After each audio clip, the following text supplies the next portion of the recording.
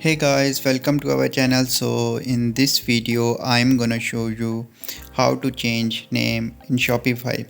So there are two methods to change name in Shopify. First of all, go to settings and now click on store details, and now here click on edit. So here you can change your store name and you can change your legal name of your company as well. So these both options are available. So just go back because still I don't want to change my store name. So here you can go to account and click on manage my account.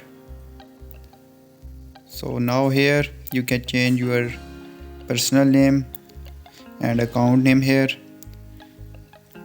So after when you change the name of your store and your account name, it will be directly changed in your product listing and